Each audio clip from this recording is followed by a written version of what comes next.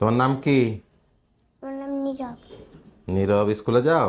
হুম। কোন ক্লাসে পড়ো? নার্সারি। নার্সারি। তোমার কি সমস্যা তুমি বলো তো? কানে। কানে কি হয়? কান দিয়ে রক্ত পড়ে। কবে থেকে? পরের শুক্রবার থেকে। পরের শুক্রবার থেকে। তুমি কানে কি করেছিলে? কাঠি ঢুকাইছিলাম। কি কাঠি ঢুকাইছিলে? ঝাড়ুর কাঠি। ঝাড়ু কাঠি? ঝাড়ু কাঠি তুমি কানে কেন দিলা? কান পরিষ্কার করতেছিলাম। কাঠি দিয়ে পরিষ্কার করতে হয়? তোমাকে কে কে শিখিয়েছে? উম, যখন কটন বাট না থাকে তখন আমরা কাঠি দিয়ে পরিষ্কার করে দেয়। তো তুমিও চেষ্টা করছো নাকি? নিজে নিজে তুমি চেষ্টা করছো কটন বাদ কাঠি দিয়ে পরিষ্কার করতে? পরে কি হইলো? কানে গুঁতো লাগছে। পরে কানে গুতা লাগছে, তারপর রক্ত বের হয়েছে? হ্যাঁ। ও, পরে তুমি তোমার আম্মুকে বলছো যে তুমি কানে কাটি দিছিলা? বলছিলা? হ্যাঁ। পরে তোমার আম্মু কি বললো? বকা দিছে? না। কি বলছে? রইলে তাই বললে পরিষ্কার করে দিই। পরিষ্কার করে দিছে। আচ্ছা। ও আমাদের ছোট্ট পেশেন্ট, ওর নাম নীরব। ও আসলে আপনারা শুনলেন যে ওর কি সমস্যা ছিল, কি করেছে ও। আমরা ছোট বাচ্চাদের একটু সাবধানে রাখবো।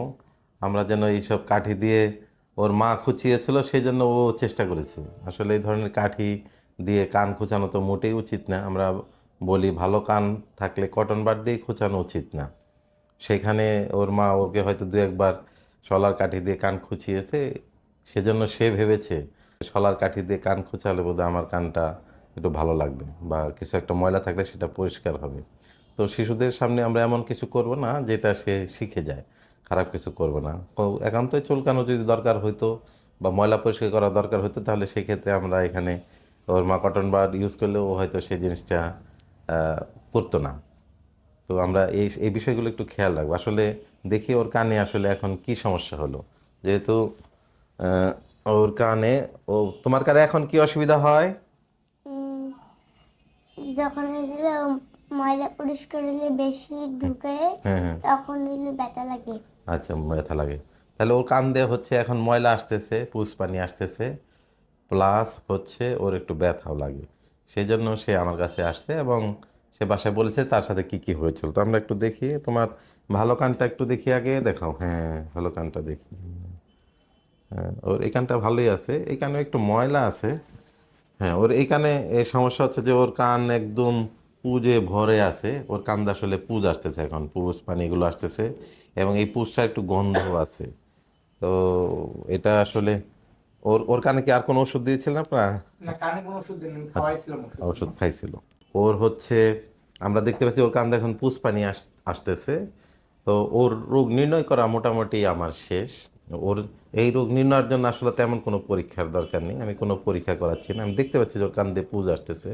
তো আমার এখন কাজ হবে যে ওর পুজটা যাতে শুকায়, ওর কানটা যাতে শুকনো হয়, সেই জন্য আমি ওকে কিছু চিকিৎসা দেবো, এখন কিছু ঔষধ দেবো খাওয়ার জন্য, এবং কানে ড্রপ দিব, নাকে ড্রপ দিব।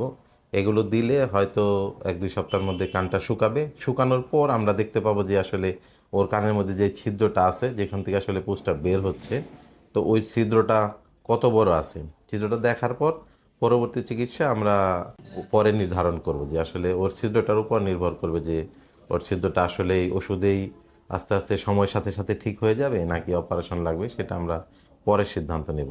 কিন্তু এখন আমার কাজ হচ্ছে ওর কানটাকে শুকানো। অর্থাৎ এই রোগ নির্ণয়ের জন্য আমার তেমন কোনো পরীক্ষার দরকার নেই, কোনো ম্যানিপুলেশনের দরকার নেই, মানে কোনো অপারেশনের আপাতত দরকার নেই, এবং রোগ নির্ণয়ের জন্য আমার কোনো পরীক্ষার দরকার নেই। আমি ওকে রোগ নির্ণয় করেছি এবং ওর আমি এখন চিকিৎসা দেব। আশা করি ও সপ্তাহখানেকের মধ্যে বা 1-2 সপ্তাহ, 2-3 সপ্তাহের মধ্যে ইনশাল্লাহ ওর কানটা শুকিয়ে যাবে। শুকিয়ে গেলে হয়তো আমরা ক্যামেরার সাহায্যে আমরা এই মনিটরে দেখব কি অবস্থা হয়। নীরব, তাহলে ঠিক আছে, তোমাকে আমি এখন ওষুধ দিব, তুমি ওষুধগুলো খাবে। ঠিক আছে, নাকে ড্রপ দিবে, কানে ড্রপ দিবে।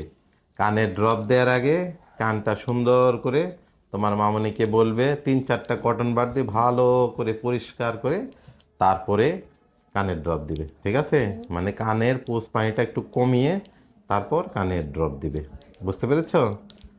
ঠিক আছে, তাহলে তোমাকে আমি একটা কি দিলাম, এটা কি? চকলেট।